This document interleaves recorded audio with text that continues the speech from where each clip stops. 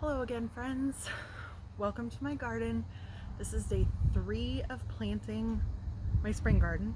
My name is Sarah. I live in zone 8A in North Alabama, and today I ventured out and I ended up buying some more starts. I bought some curly kale that I want to get into the ground. We are really big fans of curly kale in salads, but also we like to blanch it and freeze it and use it in soups.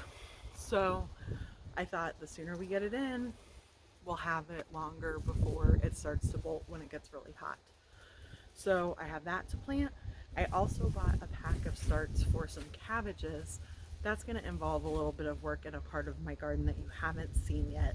I have a section that is in ground, and that's where I tend to grow things like my okra, some of my cherry tomatoes.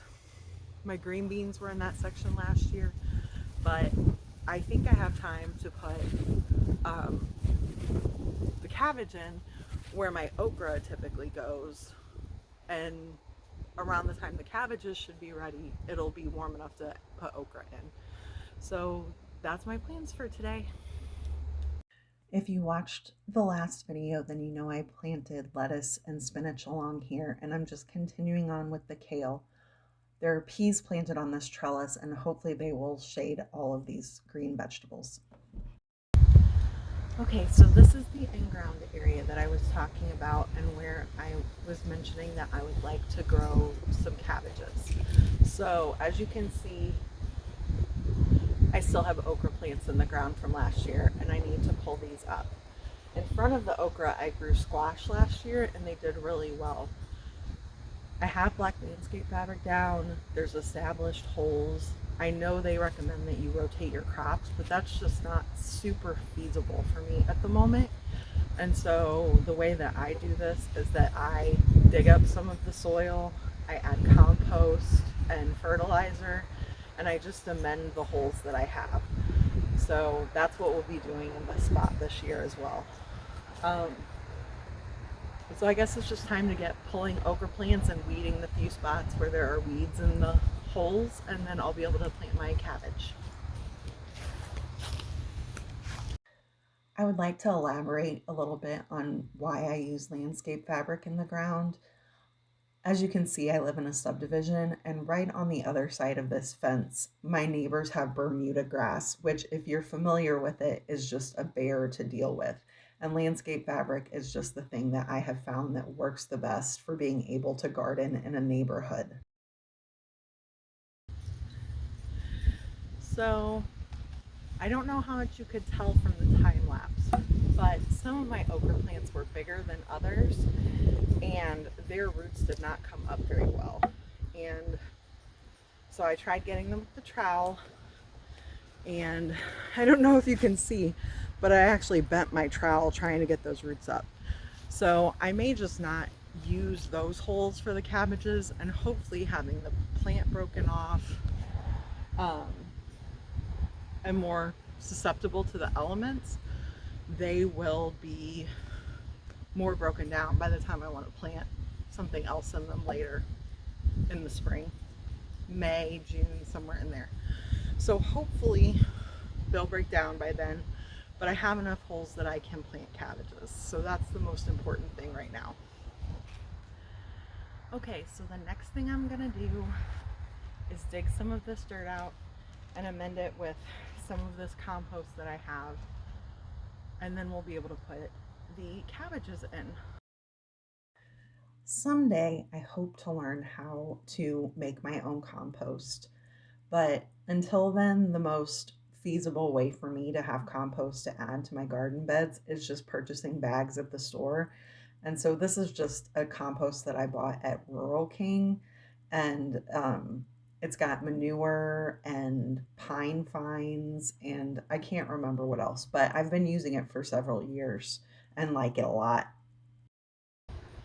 Okay, so my 6 cabbages are now in the ground. Their holes have been amended with compost, and this is totally an experiment for me. I haven't had a whole lot of experience growing cabbages. I think I've had one big beautiful cabbage, and then one other time I ended up with tiny ones. So growing in the ground is definitely a first. So I'll keep you updated on how these do, but I'm very hopeful that they're gonna do well. Okay, so now that those cabbages are in the ground over there, I want to work on some more seeds. I think I forgot to record when I planted some carrots and some radishes. They're actually right underneath you. But I would still like to get the beets and rutabagas in the ground. I feel like there are a few other things, and I'm gonna have to go through my seeds. But specifically with the rutabagas and the beets, I think that this gap between this cowl panel and my board down along here, I am going to just sow some seeds in this area. And hopefully we'll have beets and rutabagas. This is also something I have not succeeded with. I've only tried beets once, and rutabagas, this is the first time. So you get to come along and experience this with me. You know, success, failure, I have no idea, but we'll learn something. In case you're interested in knowing, the varieties I'm planting are Detroit red beets and a rutabaga called Navone. It's a yellow rutabaga, and I'm hoping it's really delicious. I've got the beets and the rutabagas both in the ground. I'm not exactly sure how well the camera caught it at the angle I have it, but the rutabagas were just these tiny little seeds, and they only get sown about 1/4 of an inch deep. Now I have no idea if I did this correctly, but that's about how deep they tell you to plant lettuce seeds. And so normally what I do is I sprinkle them on and then just kind of use my fingers and brush them in gently. And so that's what I tried with the beets. And the beets I actually pushed down into the soil a little bit. The rutabagas, I did the zhuzh of the soil to see if we could just get them buried just deep enough. So we'll see if that works. Both of these are seeds that I got a couple of years ago and just hadn't had the chance to plant yet. And so I sowed them fairly heavily for the areas they're in. So hopefully we'll get something, even if the seeds have declined in their germination rate some. I'm trying to think what else there is that I wanted to plant. I still would really like to plant some leeks, but I'm not 100% sure where I want to put them in the garden. And so I think I might be better off waiting until I've actually got a plan for that. So I think this is where I'm gonna say goodbye for the day, and I hope that you have a wonderful day. Bye.